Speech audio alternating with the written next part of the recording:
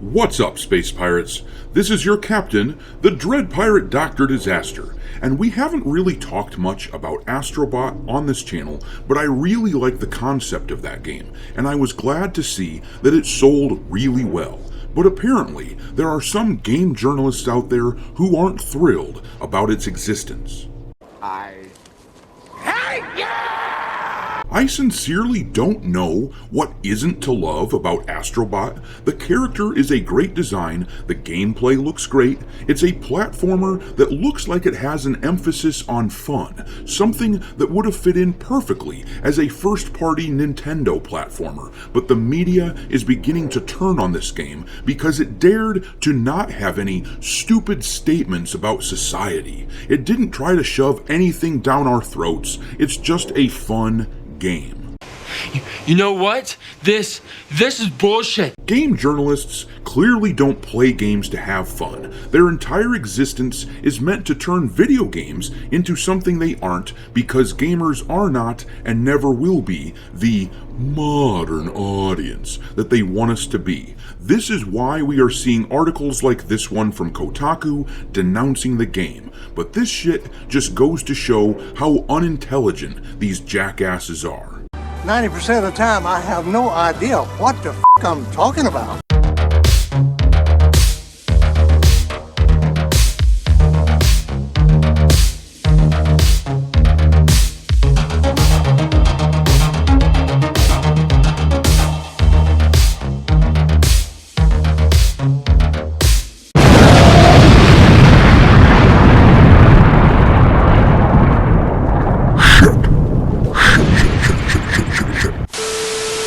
Alright, me hearties, make sure you like this video, and don't forget to subscribe to the channel if you haven't done it already. Our number of subscribers has been growing rapidly, which is why it is now time to ask the obligatory question. How many assholes we got on this ship anyhow?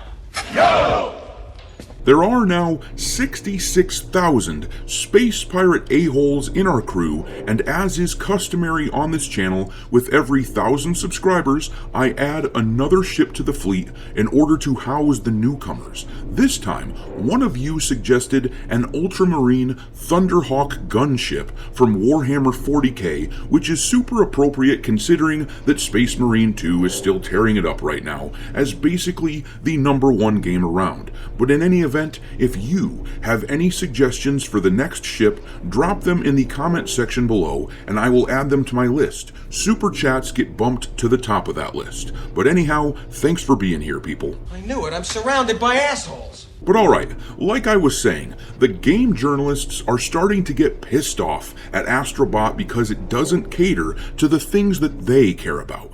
It didn't inject queerness. It didn't talk about how evil males are. It didn't talk about race stuff or anything like that. It is just a fun game that has a cute little robot and it celebrates the history of the PlayStation brand. In other words, it was made for gamers and the journalists despise that. But you want to know who does like this game? Gamers do. Of course, there's no live service BS, there's no preachiness, it's just a fun title, and it's being reported that the game has been the #2 best-selling title across digital and physical formats. Isn't it funny how every time we see something that was made for gamers, it sells freaking incredibly well? But every time these studios inject their weird, stupid shit that nobody but the tiniest fraction of gamers cares about, every time they do that, it sells terribly. Well, journalists are having a conniption fit about this. This tweet from Grums, aka Mark Kern, the team lead for the OG World of Warcraft, he lays it out for us a bit here. He wrote, "Both Astro Bot and Concord got custom controllers. Guess who's mad that the woke game failed? So mad, they have to take it out on a cute, fun game with no agenda. Kotaku isn't even rage baiting at this point, they are genuinely seething. Keep winning, gamers." And then the tweet shows us the goon that wrote this article from Kotaku, which we are going to read a bit of, but prepare your face for some hardcore cringing, because this is some serious cringy ass reading here. The headline says, Astro Bot's soulless devotion to the Sony brand is a real problem. Yeah, it's only a problem if you are a soulless ideologue with an agenda beyond video games. It's only a problem if you don't like fun and you don't want other people to escape from the world for a bit and enjoy themselves. For miserable shitheels like that, I can see why this game would be a problem, but for the rest of us, the game looks awesome. Astro Bot looks like a blast. But anyways, let's read some of this. We're gonna skip down a ways in the article, past all the fluff and bravado, where the writer calls this game incredibly fun, but tells us that he can tell when a piece of media is fake. Whatever that's supposed to mean. He says he can tell when something is fake and when it's real, and basically the only guiding principle that I can see that he offers as a way to tell the difference is, does he like it personally? But anyhow, he writes, on the other hand, it's possible and worryingly likely that Astro Bot will be taken as another win for IP first, art by committee video games, its critical and commercial success attributed not to its savviness nor its economical scope, but its willingness to play to expectations. Oh heavens me, no, we can't have that. We can't have people thinking that making fun games that celebrate IPs that people enjoy, we can't have people thinking that such games are good. Don't they know this is bad for Kotaku's agenda?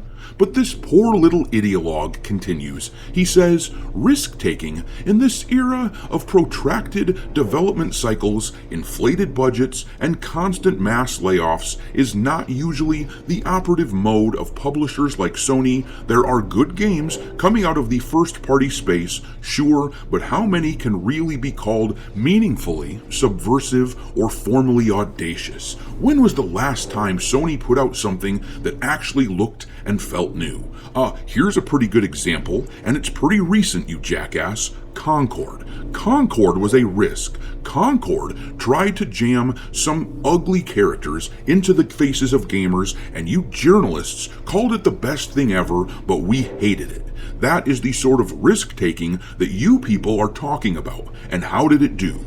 Well, it was canceled and customers had their money refunded less than 2 weeks in. So maybe it's a good idea for these companies to put their millions of dollars behind stuff like Astro Bot and ignore the morons like this who want them to push agendas. But the guy goes on to say, Astro Bot, it pains me to say, does not qualify for all its competence, for all its spirit. I've played it before. The game is largely a compilation of Super Mario Sunshine and Super Mario Galaxy's greatest hits with a smattering of truly distinct ideas. And that makes it perfect. Why would you not want to emulate popular games?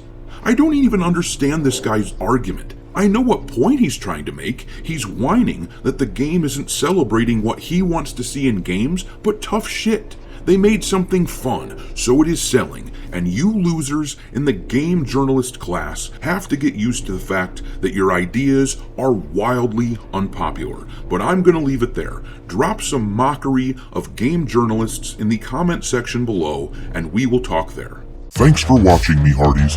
If you haven't already, your captain is inviting you to subscribe to the channel and become a part of the crew.